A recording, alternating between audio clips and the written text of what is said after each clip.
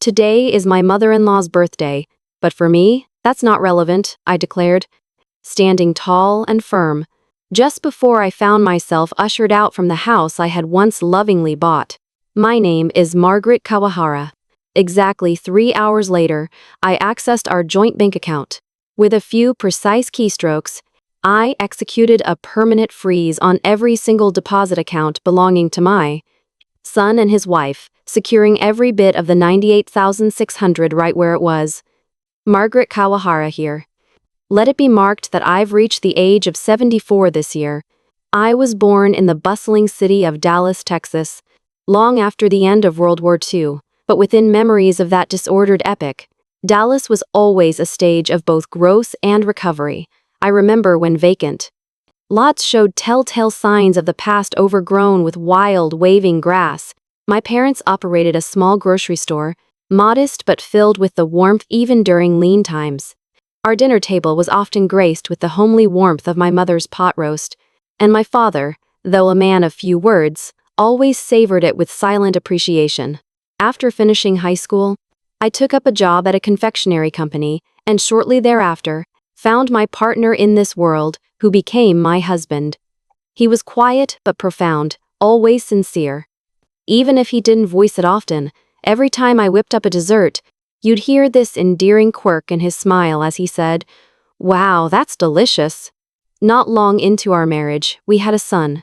Oh, those little hands. The small, delicate whispers of a voice. I can still recall the day he first called me Mom, as clear as yesterday. But life isn't always so cooperative. In 2005, cancer took my husband from me. Just 3 months, swift and painfully abrupt. Many nights I wished at the family altar, wishing it was all just a mere nightmare. Despite such heartbreaking loss, I had to keep moving forward. The reality of living solely on a pension was daunting, so I transformed a part of my home into a small bakery. Selling cookies, financiers, and pound cakes to my neighbors became my daily rhythm. Every dawn saw me bustled awake, lovingly tending dough before a warm oven, where it almost felt as though my late husband was just sitting beside me. With a smile to myself, I often mused, today's Madeleines turned out lovely, didn't they? Years whirled by and eventually, my son relocated to New York City for work, later deciding to marry there.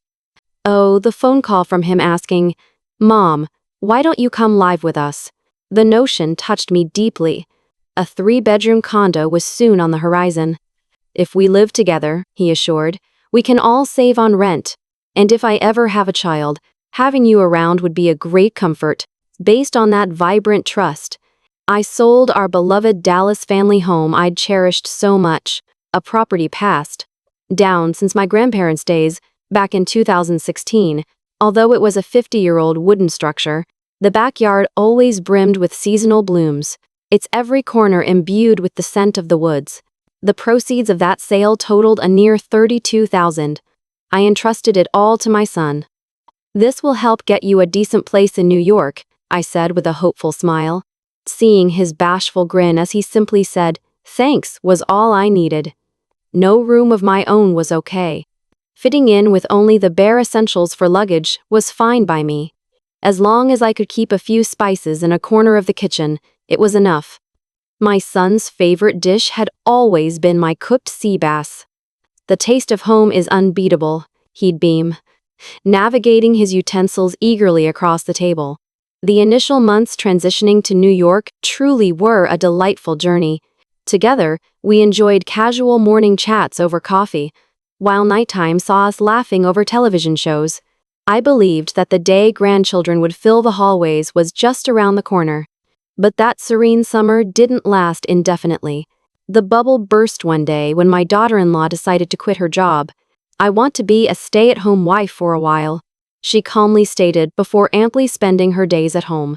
At her suggestion, we tried dividing household chores initially, but sooner than later, it seemed all tasks fell under my responsibility: cleaning the house, tending to the laundry, preparing meals. I'd be up by 5, preparing breakfast, running laundry, airing the beds, and vacuuming every corner of the house. Afternoons were spent grocery shopping and preparing dinner. evening saw them lounging by the TV, while I stood at the kitchen sink handling dishes. Casual remarks like, "Once you're done cleaning up, could you iron these too?" started embedding themselves into our daily routine. At first, I excused it, reasoning, well, I am part of the family after all. But somewhere along the line, I found myself slowly assuming the role of a helping hand, rather than family. I remember mustering up courage one solitary time to say, "Might I rest a bit? My knees have been aching a lot lately." There was no verbal reply, only a glance, a piercing, silent gaze. My words seemed to fail me after that. In the quiet sanctuary of night, under warm covers, my thoughts drift to our Dallas home, a nostalgic panorama of scents from tatami mats, sunsets filtered through paper doors, and tranquil afternoons spent sipping tea on the porch.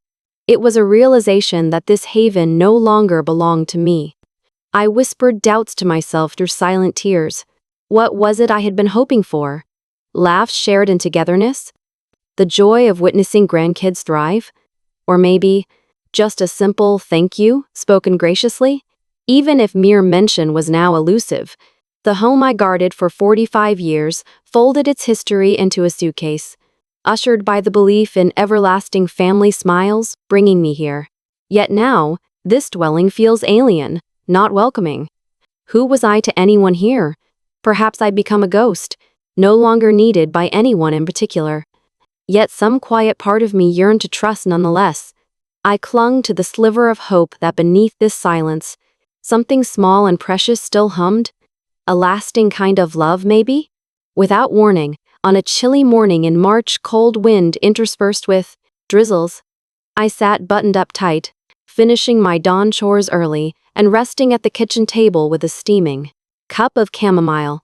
That's when I heard them, from the living room drifted soft, spoken words audible between television pauses. Without meaning to, I found myself tuning into it. You know, we should think about what to do. What happens if she's still around? In a decade? How do we handle it financially? The she they mentioned struck me, a cold, unnoticed dagger straight to the heart. Then another voice, purposely hushed, responded, "Honestly, it's growing tiring. She helps out, and for that, I'm grateful. But sometimes all the gratitude feels like a burden. Nothing seems to change or move forward." Exactly.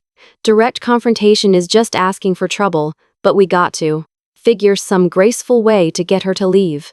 Upon hearing the end of their contemplations, I, trembling, placed the delicate teacup down on my lap. Even my body quivered lightly. Could they possibly mean me? No, that can't be right. Surely it was just a mistake of overhearing or some ill-timed jest, or perhaps, not about me at all.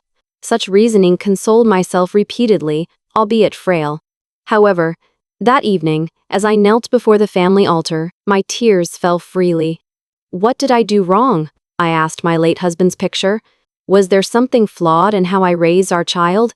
A letter began to form, under my trembling fingers on the writing desk. Each word penned was deliberate, meticulously chosen, needing to release this heavy, heart-burdening silence. I'm sorry. As a mother, perhaps I lost my way at some point, but I wanted to believe that my child is a kind person. When I finished writing, the notepaper was blurred by tears. The next morning, as soon as I awoke, I made a decision in my heart. I won't pretend nothing happened. But I won't say anything either. The only thing I should do is quietly prepare. First, I checked my bank accounts. Several of them were opened under my name years ago, with my son added as a joint account holder. I remembered being tasked with the paperwork back when we made the change, including something about a temporary delegation of asset management authority. It dawned on me that the paper I signed, saying it was just in case, could maybe be my one and only shield now. I dug out an old set of files and started organizing them one by one. Old mortgage agreements, the house deed, life insurance certificates, and then contracts related to the joint bank accounts. And there it was, written clearly. Neither party may transfer or close assets without both signatures. In the event of an emergency, asset protection requests take precedence. I scanned all those documents and stored them on a USB drive. Then, I regularly checked online banking records and took necessary screenshots. Every day, while pretending that nothing was amiss, I quietly but steadily made my preparations, almost as if predicting the day I'd be left behind. Isn't it strange? Even when sensing an unpleasant reality deep down, accepting it as a fact hurts so much. One evening, while cleaning up after dinner, my son said casually, "Hey Mom, how long do you plan on staying here?" His words cut deep, but I responded with a smile.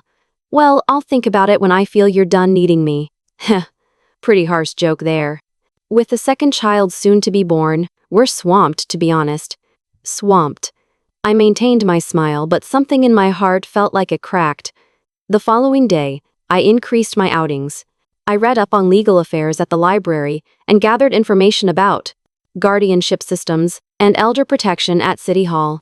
Knowing who to reach out to if anything happens became a lifeline for me. And that's when I woke up to the realization: I'm not a family member anymore. I was just there as a convenience. However, I didn't intend to blame anyone. When finances get tight, people's hearts get tight too. But still, I didn't want to think all the time I've believed was void.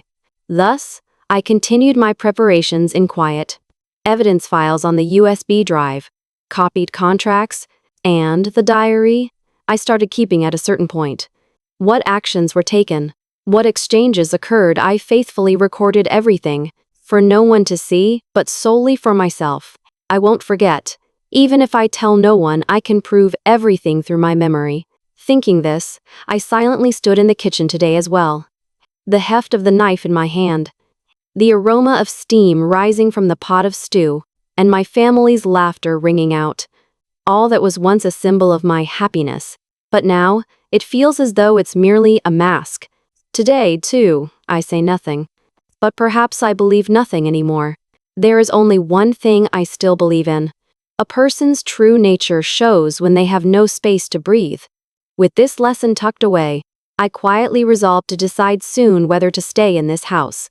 And that decision had to be made sooner than I'd imagined. It was May 9th, 2024, my birthday. That morning, I woke up a bit earlier than usual, ready to start the day in the kitchen. Soft sunlight streamed through the window, and the breeze had a gentle quality, evoking the end of spring. Another birthday passed quietly, I thought, as I gently held the knife and started chopping vegetables. Just today, instead of the usual stew, I wanted to make the curry all the family loved. I remembered how my husband used to laugh and say, "Margaret's curry is better than most restaurants," as the sweet aroma of slowly sautéing onions filled the air. I wasn't asking for anything special. No cakes, gifts, or dinner parties. Just hearing my kids say, "Thank you, Mom," with smiles would have been enough.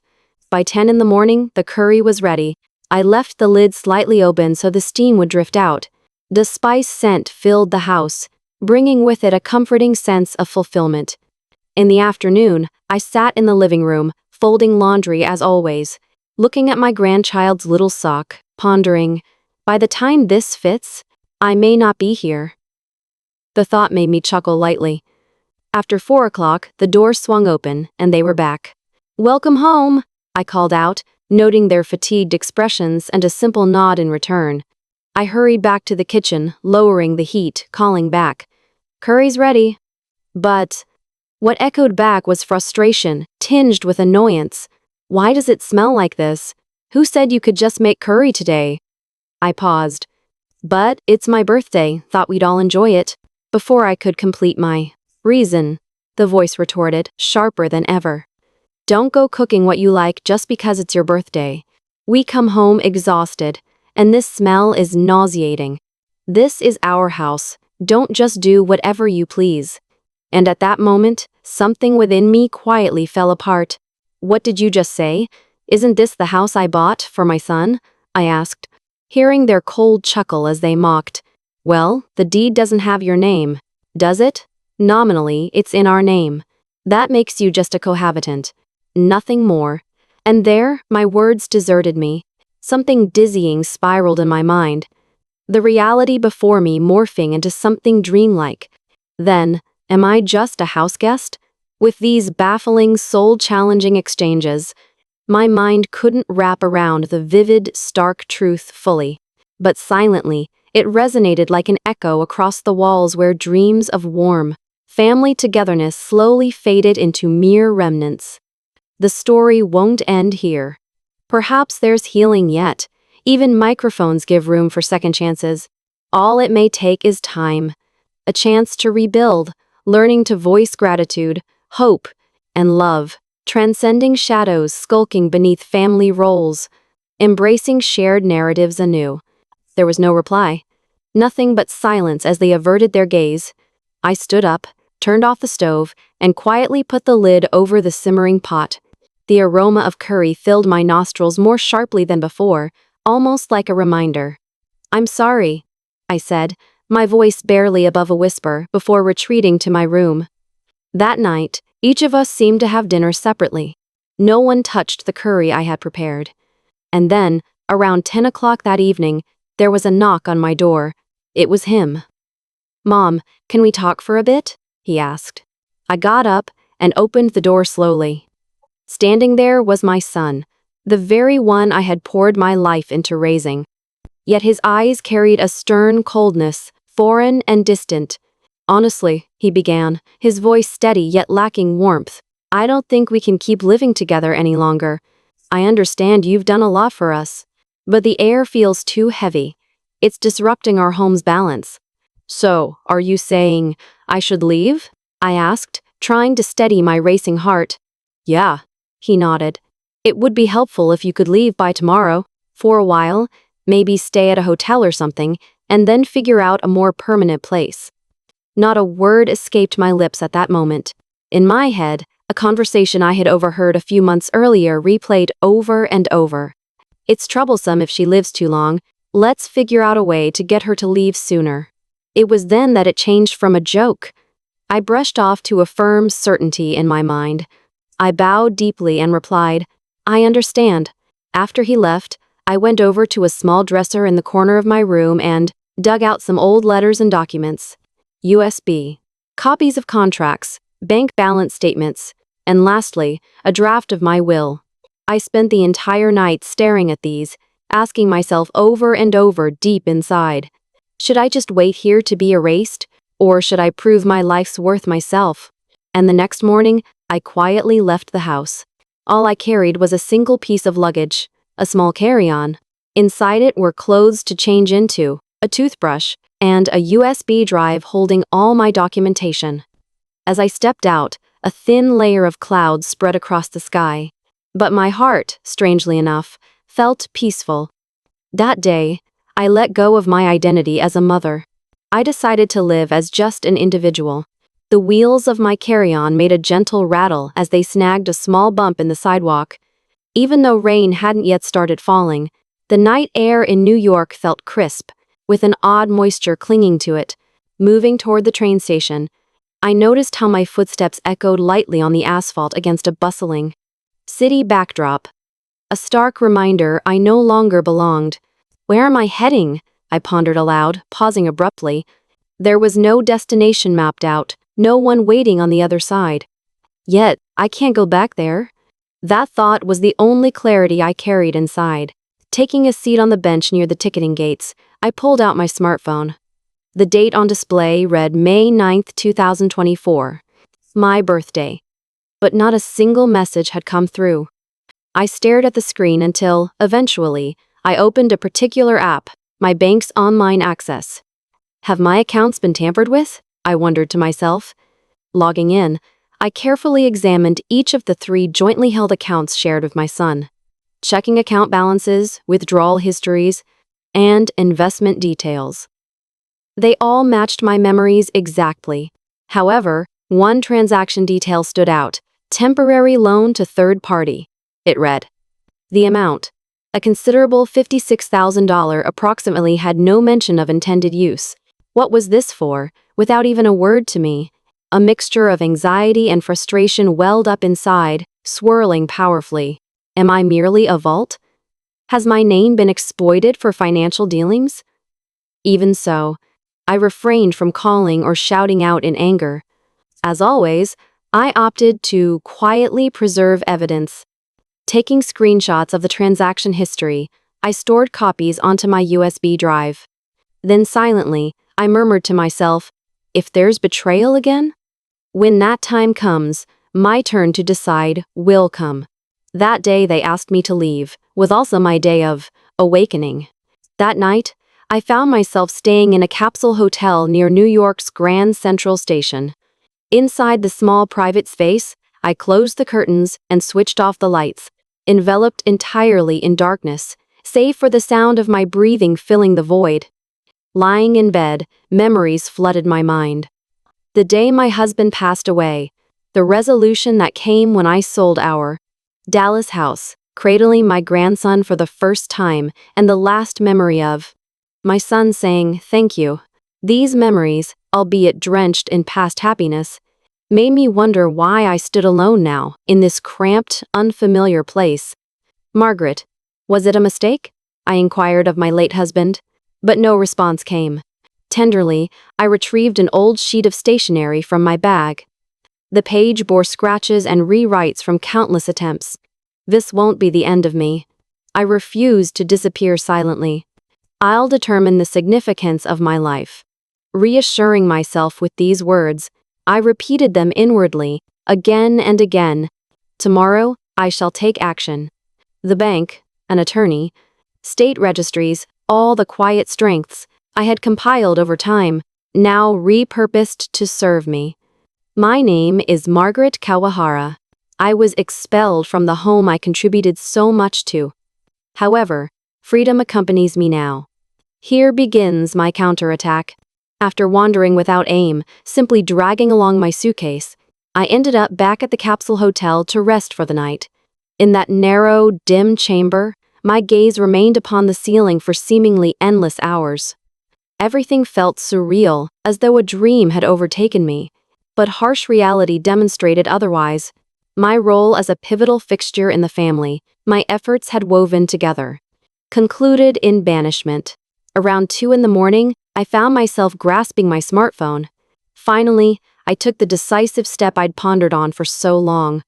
Inserting my USB into a laptop, I reviewed every save bank agreements, checked duplicates, transaction images before crafting a new email. I directed it to a significant bank's Senior Asset Protection and Fraud Prevention Division. Subject: Urgent request, report unlawful usage of senior funds. Thus, I took control, determined to fight for the validation and dignity I was denied, standing resolute amid the swirling tempests of upheaval that attempted to sign my narrative. The narrative began with an email I crafted with utmost care, an urgent plea urging the protection of my assets. It was essential that the story be conveyed smoothly and without exaggeration. I needed to detail my part in establishing joint accounts, emphasize the possibilities of fund misuse against my wishes, and stress the importance of freezing the assets to prevent further risk. I closed my draft with an assurance: this action was not born from vengeance, but from a necessity to safeguard my life and dignity. Rest assured, this isn't retaliation, I wrote. It's my minimal measure to protect my life and honor. The send button beckoned, and I pressed it firmly. My hand quivered ever so slightly, but it wasn't fear that ignited it. It was an unfamiliar yet calming resolve, a strength I never realized I possessed. May 10th, 2024, 8:30 a.m. I found myself lodged by a window in a quaint cafe near New York's bustling train station. My morning routine was interrupted by something more important: vigilance. With a steaming cup of coffee before me, I fixated on the smartphone in my hand, watching its screen flash to life every few seconds. Notifications streamed in rapid sequence, and the phone buzzed incessantly. Call from son. Call from son's wife. Message: please respond urgently. Notification: 17 new emails. It was the beginning of an eerie yet quiet storm. Just hours earlier, I'd received a formal response from the bank's designated team. The subject line read, "Confirmation, asset freeze procedure complete." The message confirmed the freezing of 3 joint accounts I had previously authorized. It also mentioned that due to a majority stakeholder's withdrawal of Operational intent. All related investment actions were temporarily suspended. In essence, it meant the funds my son and his wife used daily for living and business expenses were now inaccessible. At 8:12 a.m., the phone rang with an urgency I chose to ignore. Responding impulsively would only regress me into the person I once tried to leave behind. Soon, a message appeared with tentative anxiety and urgency embedded in its words. Mom, what have you done? The bank has informed us about everything being stopped. I can't even transfer salaries to our employees, and our stock purchasing failed. Please, let's at least discuss this. Their confusion and unease were palpable. Yet, I refrained from responding. I turned my phone face down and took a sip of coffee, casting my gaze out the window. Nothing had changed. People flowed through their day indifferently, immersed in their worlds, oblivious to my existence or plight. Yet, at this moment, this anonymity felt profoundly comforting. At exactly 10 a.m., I picked up my smartphone and sent a concise message to my son. Happy birthday. The gift for your child is grandmother's dignities. That was it. No added remarks, no colorful emojis, just a quiet press of the sends button. This act wasn't driven by residual anger or sorrow, but a declaration, reclaiming my existence. At 2:00 p.m., I proceeded to my second consultation with my attorney. We discussed extending beyond the asset freeze to include a formal notice of withdrawal from any joint investments and a request for an inquiry into property jointly attributed to my son and his spouse, but majorly funded by me. That condominium, I inquired, reflecting on the substantial funds I poured into its purchase, despite the title-bearing joint names of my son and daughter-in-law. Legally, I needed to establish my position. The attorney reassured me. Pending further developments, it might be viable to assert your rights as the de facto owner. Proceeding will take time, but it remains promising. I thanked him profoundly. I appreciate it, I said deeply. As I made my way home, thoughts twisted in my mind. I was realizing that finally, I had learned to safeguard myself not with words, but with actions. When night fell, I settled into my hotel room with a modest dinner from a nearby store. Despite the sparse meal of stew and rice, serenity wrapped around me gently. The murmur of the news proceeded from the muted television in the background, and I allowed myself the quiet embrace of the evening. Momentary peace reigned until my smartphone vibrated. A message from my son awaited me. Mom, is this really what you want? Can't we talk it through one more time? But it was not a time for dialogue. They might hold on to the belief that a conversation would dissolve all issues, but I was way past living a life purely characterized by forgiveness. It was hard, yet I found myself gradually sketching the outline of my being into something legible once again, a birthday present far more invaluable than any tangible token, my autonomy. Today, I quietly concluded the assumptions spoken behind my back. Because you're the mother, because we're family, endurance is your duty. Those chains of words unraveled today. From now on, I wouldn't cling to the shadow of who I used to be. A new chapter of future me's beckoned, and that's the path I chose. Perhaps someday, my grandchildren would grow up, will learn of these events, and understand. Perhaps they'll feel that Grandma stood her ground and didn't back away. I intended to keep living quietly with dignity. My journey had not yet fully unfolded. One more element from my old life awaited release. That house. I planned my course for tomorrow, ready to leave another mark of my presence. As I reclined against my pillow, the phone buzzed once more, displaying a notification, read promptly from my son. Staring at it, I sighed once, then thought, numerous were the times I awaited responses from you, dear child. Why had the silence met every earnest plea? I swept away the notification gently. During my stay in that household, silence followed, countless words swallowed. Devoid of gratitude, thankless tables sat for shared meals. Slumped over laundry, too often did I not hear a cordial, "Are you okay?" All of that built into the texture of each text depicted now. The clock struck 11. The world outside remained hushed, with only a distant murmur of the trains. Turning off the overhead light, Illumination persisted from a bedside lamp. I opened my journal, documenting the day's passages. May 10th, 2024. Clear today marks my grandchild's birthday. I couldn't extend any direct gifts. Instead, I bestowed strength to protect oneself. My pen paused as I peered up toward the ceiling contemplatively, reflecting on bygone days. I pondered if perhaps my own mother spent lonely birthdays similarly consumed by such silent battles.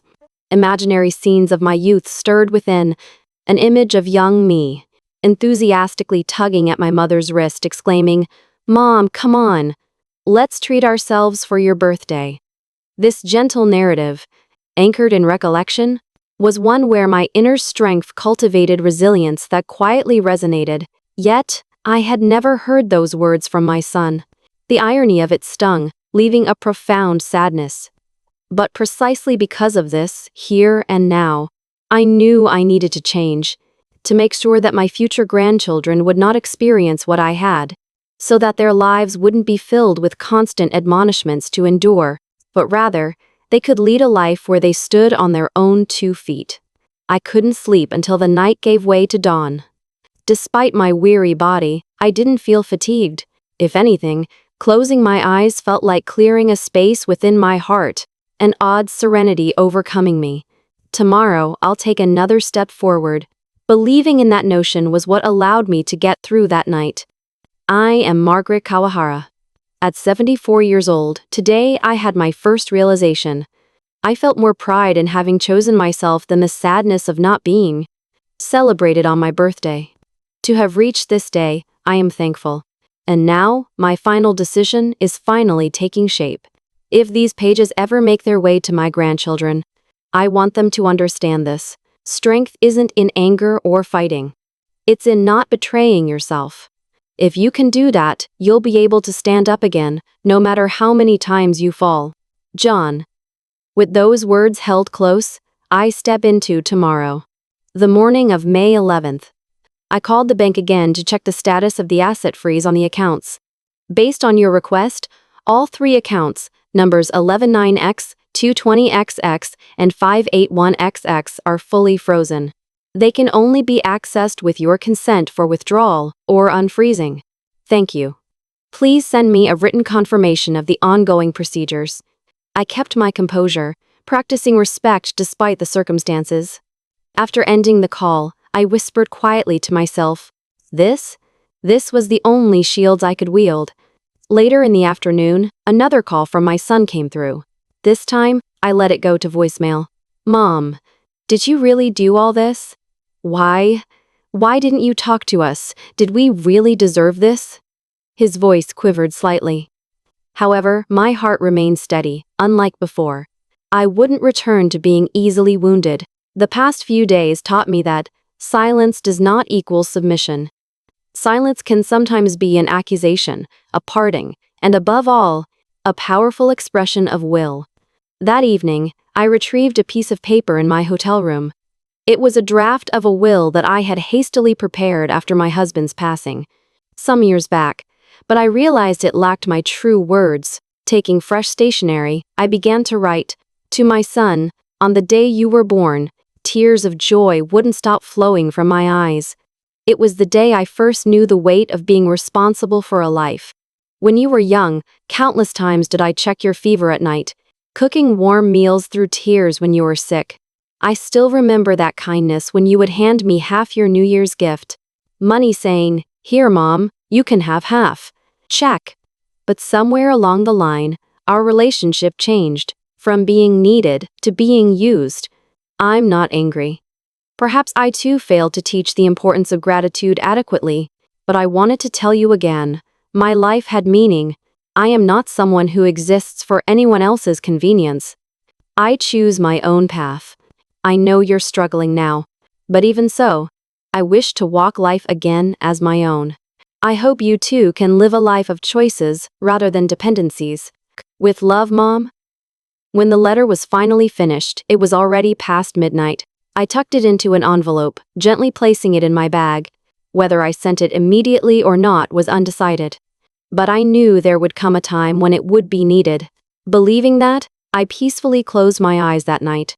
I found myself in despair, ousted from the family circle. Yet now, I'm beginning to open the door to reclaiming my life with my own hands. Perhaps it may be a step taken too late. But I believe that something reaches deeper because it's late. And so, my silent resistance has only just begun. May 12, 2024, 9 a.m. I was sitting on a bench near the city office with legal documents from my attorney in hand. These were my initial tools to assert my existence. That day, I headed to financial institutions tied to investment accounts and the property records department. I took nothing rush, calmly heading there on foot. Mrs. Kawahara, please review these contracts. The officer handed me an investment contract penned years ago. The details were clear. Investment share, Margaret Kawahara 51%. Decision-making rights belong to the majority shareholder. Therefore, as the majority investor, I retain rights related to withdrawal or fund retrievals concerning that asset. Yes, precisely. The officer nodded deeply. Right then and there, I submitted a document. On May 12, 2024, Margaret Kawahara withdraws investments from the account in question, due to concerns about unauthorized fund use and questionable diversions to third parties. With that submission, the facade of family management they had built began to collapse. That afternoon, I visited the attorney's office again. Regarding that condominium, after investigation, it was clear that I was the main financial contributor upon purchase, while records about title changes remained vague and lacked explanations. Legally, I am likely the substantial owner. Mrs. Kawahara, if you wish, you can contest the ownerships or transition it to a lease agreement. Yes. I request to change the condo to a rental under Kawahara Asset Trust and renew the contract, I stated quietly. The officer appeared surprised, but I sensed an underlying respect, as though impressed by how far I had come on my own. That evening, I went through a real estate agency to notify my family about the changes. Knowing that this effort was crucial didn't erode its melancholy. As I walked home, a gentle night breeze whispered through the trees, welcoming my resolute steps. For the first time in a long time, I felt a cool calmness in the air approving of my newfound path and purpose. There it stood. The most profound discovery of all, my strength was mine to embrace, illuminating even the darkest corners of an uncharted journey ahead. The Forge, title, A Testament of Strength. In a bustling suburb right outside New York City, nestled on a quaint street lined with oak trees, was a modern apartment building, commonly sought after by families wanting to settle into a cozy neighborhood.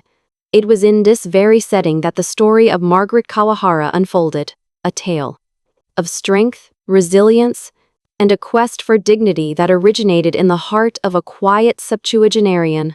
Margaret Kawahara had always lived with a distinct grace, something she inherited from her parents who carved out a modest yet comfortable life in the heart of Dallas, Texas. Initially, she had envisioned spending her golden years under the same roof, surrounded by family, laughter, and the occasional aroma of freshly baked cookies from her small, home-based bakery. But life, as it often does, followed a different narrative. At 74, Margaret came to a sobering realization about her existence, a convoluted mixture of devotion and unreciprocated trust. Her son and daughter-in-law, whom she had supported by selling the family home in Texas and offering a substantial financial contribution to secure their residence in New York, gradually became distant, their gratitude eroded by familiarity. For Margaret, each day subtly blurred into the next, her contributions as invisible as the gentle breeze brushing past unnoticed. It all started with a letter she found one morning. It was from an unfamiliar real estate agency, House Trust Incorporated, informing her of a necessary adjustment. New tenancy terms, essential for continued occupancy, backed by a financial stipulation of a monthly rental fee of approximately $1,800, expected punctually at the month's end. Alarm bells rang within Margaret. The implications were clear and unsettling. Just as Margaret absorbed the gravity of these changes, the telephone stirred to life. On the other end was her son's voice, etched with a subtle edge of desperation, as mirrored in the message left on her voicemail. "Mom, how could you alter the title? Is this some sort of joke? We can't afford any rent with kids involved? Please, I'm begging you." His words resonated with the echo of urgency. Yet Margaret knew that she had already moved towards an understanding of her inner self, one no longer swayed by implorations, however sincere they may seem. Trust is a delicate entity, Margaret reflected. Though emotions ebb and flow like ocean tides, the shattering of trust isn't so easily mended. Following this understanding, Margaret embarked on a quest defined by action rather than sentiment, resolute in completing every necessary legal formality. May 14, 2024. The change of ownership was meticulously documented, and the tenancy contract reached their mailbox, unread. Margaret's role in their lives, once tethered by familial bonds, now shifted into another realm, an official capability. The process felt like unearthing wisdom from old photo albums, where aged photographs narrate younger times. Among them was a snapshot of her son as a child, capturing innocence and joy, a memory of unquestionable affection expressed in crayon scrawls declaring, "I love you, Mom." Where had those benevolent days vanished to? The decades past had yet to yield clear answers. Despite uncertainty, Margaret made a decision to release her hold on the past. In the solitude of night, she penned her thoughts in a journal close to heart. "Today, I transitioned from being just a property owner's to embracing my life's custodianship." Thus, she became a new version of herself. Margaret Kawahara reclaimed her voice, her journey unburdened by indignation or resentment. She realized societal norms often glorify silence as the zenith of virtue. But beneath the hush lie countless fractured relationships where the unspoken has often led to unseen divides. Therefore, she chose to express herself, to uphold the law, to act in accordance with her principles. Margaret's choice wasn't merely about conflict. More importantly, it was a declaration of intrinsic dignity and human conventions versus familial obligations. It became her solitary resistance, her whispered defiance against being defined solely by roles others imposed on her.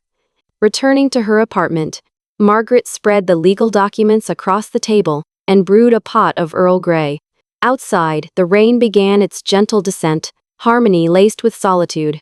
She contemplated the ownership notice, a single sheet symbolizing more than mere property rights.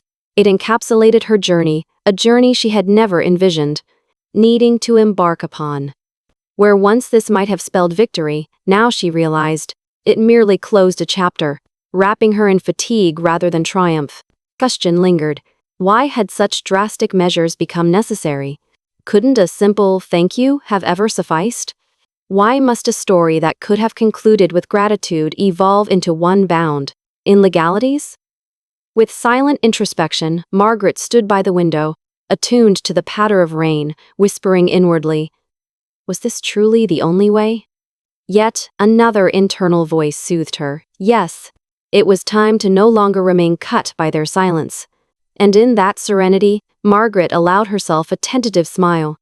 The rain would cease, and tomorrow awaited anew as she chose to continue living under her name alone.